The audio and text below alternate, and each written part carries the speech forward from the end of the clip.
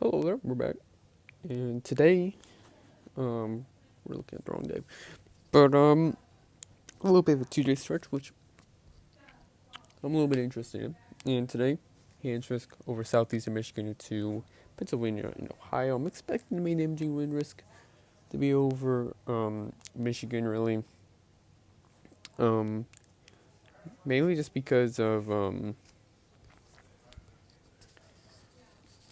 outflow really pushing moisture further to the west than really what was expected this morning. The imaging wind risk will pretty much persist, though, into those regions. I think it's not going to be as high as it was looking, I think, yesterday. But tornado risk as well. Significant damaging winds were scattered. Um, Damaging wind with some gusts over 75 miles per hour.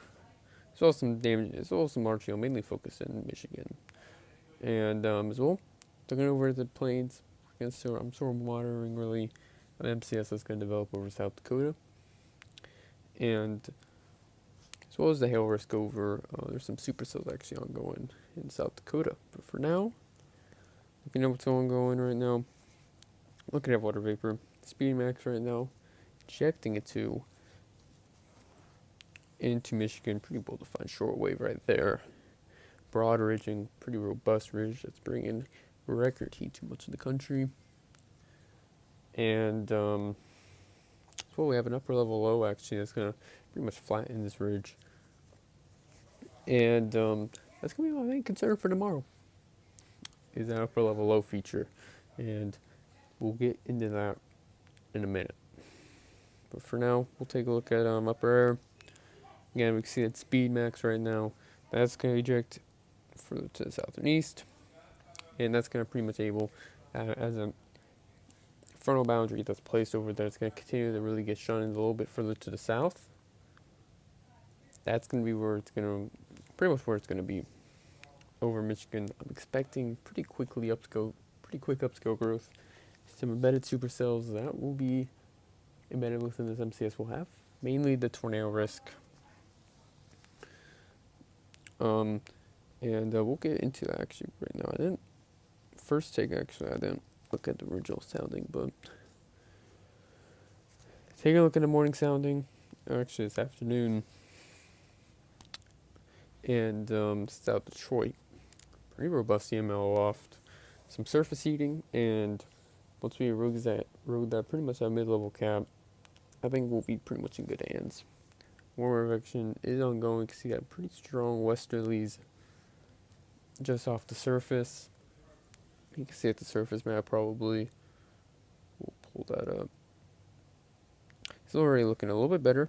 84 over 72. This was 79 over 870.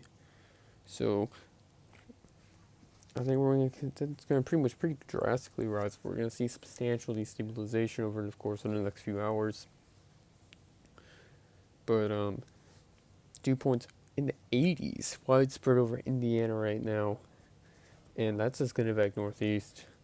That is going to be pretty substantial, really. We're going to see widespread mixed arcade values over pretty much 3,000, 4,000 joules per kilogram, if not more than that. And moving on, take a look at 850, that little jet, pretty much aiding really. And that's just going to, and once we see that little jet strengthen, that's pretty much where we're going to see pretty substantial initiation. So that's sort of how it is. But in the meantime, we'll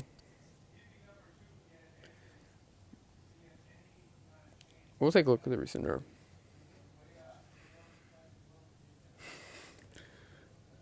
Okay, we'll take a look at the NAM in a minute, but for now, we'll take a look at the HER. 19Z HER is actually running initiation close to 5, 6, 7 o'clock. I agree with that. Like, the HER's done pretty bad, really, with... It has done pretty bad with moisture, as you can see. You can see pretty much what's shown before. 70s dew points, and it's we're seeing 80s dew points over the same areas. We're gonna see those dew points continue to be affected for the north and east. We could upper 70s, potentially low 70, low 80 dew points, and where you can see pretty large area where you see mixed RK values over 4,000 joules per kilogram. That is pretty substantial. That's pretty substantial, I'd say.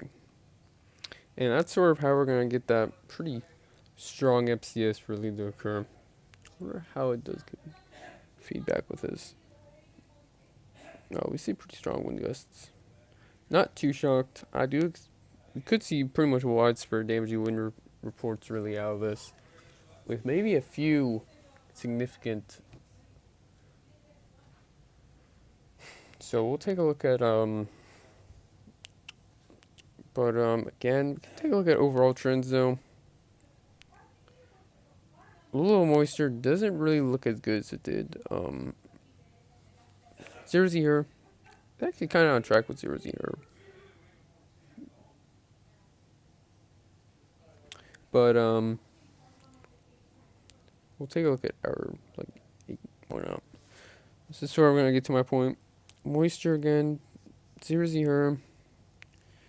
Did at least have some moisture, really, 70s dew points, but recent doesn't really show that. I do think dew points are probably being underdone. The HER's done terrible, really, with mixing and everything beyond that. But I think there's a lot more uncertainty, really, downstream over Iowa into Pennsylvania. But we could still see there is more low moisture than anticipated. I do think a damaging wind risk is still going to be likely to occur, but I think some uncertainty really with the extent, really, just because I'm not going to get a sounding, actually. We'll go on pivotal. We'll take a look at the recent orb. We'll get at like 0 Z. We have that cluster ongoing. We'll take a look at that. 86 over 77 surface inversion.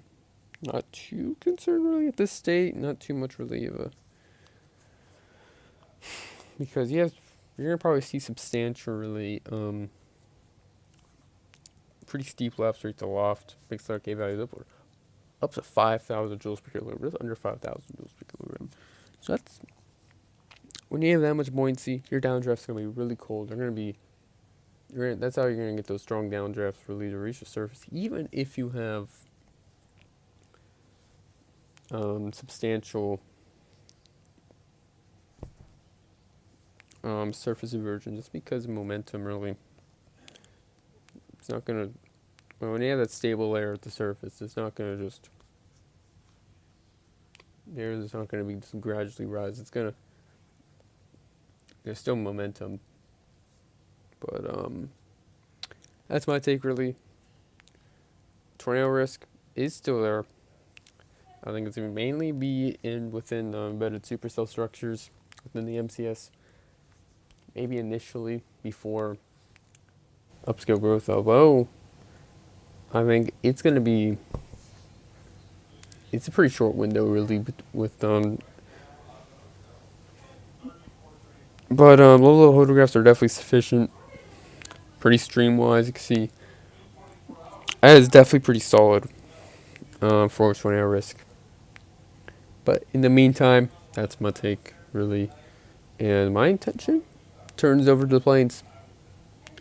I don't think the HER, and we have actually tension turns to South Dakota, supercells. They're going to be developing South Dakota, actually. And then they're going to gradually, upscale growth is possible. I'm just really uncertain, really, of the evolution her has been really too consistent. Upscale growth is possible. And if we do see upscale growth, betting, kind of betting on it decaying pretty quickly right now. And that's kind of the thing. And it's really tough to really nail down convective evolution. This is sort of what the AT0 showed. Again, those supercells develop. Again, we see greater convective coverage, and we see it pretty much an MCS begin to develop. Over the morning, that's going to leave an outflow boundary. And that's the main concern right now, is convective evolution. We see substantial destabilization downstream. We're going to see even greater. Her is going to overmix. We're going to probably see mid-70s dew points. I don't know about upper 70s right now, but I think it could be really on the table, I think. And then you can see that her has a really organized cluster begin to evolve that develops off the outflow boundary, becomes surface-based, and you get a pretty compact cluster that does develop and pretty much brews pretty quickly off to the south and east. Timing is it's just uncertain. That's all I can really say right now. We'll take a look at the other cams. We'll take a look at HRF. But this is pretty much all associated with this upper level low that's going to develop. That's going to just shortwave that's going to dive off to the south and east. I did say I was going to take a look at the NAM. I was told to. We'll take a look at the 3 kilometer. Okay. We'll take a look at the environment. I think the environment's going to be 80s dew points. Whoa. Actually, I'm not sure. The NAM has done pretty well, really, with the low moisture recently. 94 over 76. Yeah, okay. We'll have to sort of see what happens. But it's going to be pretty much confined.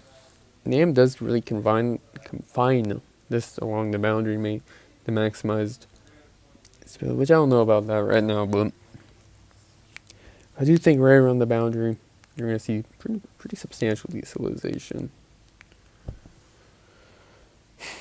What does the 3 kilometer think? Again, kind of similar. We see those mid to upper 70s right along the boundary. I think, yeah, that's a pretty solid. Yeah, that's gonna ride southeast. So, that's all I don't know what to really say. Take a look at the other cams. That shortwave dive into the south and east. Pretty potent shortwave. Wait, how's the name of all of this? Oh, dang. So yeah, that's potent right there. 60, 70 knots. I remember looking at this at tomorrow a few days ago now. I was saying if we see a potent shortwave like this, we're looking pretty good. Today's looking pretty good, but convective evolution is gonna be hard to nail down, and you're gonna see pretty much these significant differences on the cam to full display. We'll take a look at an SSL, and we'll give it a minute.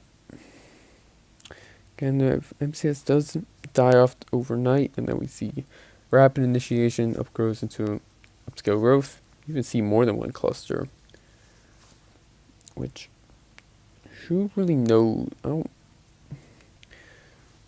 It does look like it's just hard to say. because we're gonna have, because that's gonna be the main focal point, that morning MCS. Once it decays, I'm betting it's going to, and ARW does evolve more than one cluster. Actually, it does. It initiates pretty much right along the Raman alpha boundary, dives southeast, and then we have and then we see another cluster develop in the evening.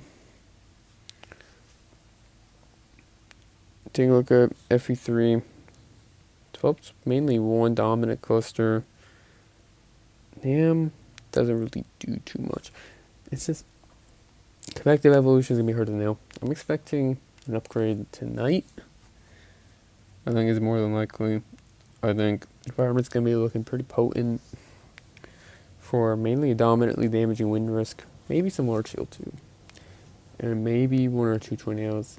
It's not zero. I wouldn't guarantee on it. I wouldn't bank on it, but otherwise, that's what I can say. 2 days really. Today's looking a lot more certain than tomorrow. But yeah, that's more about it. Otherwise, that's kind of it.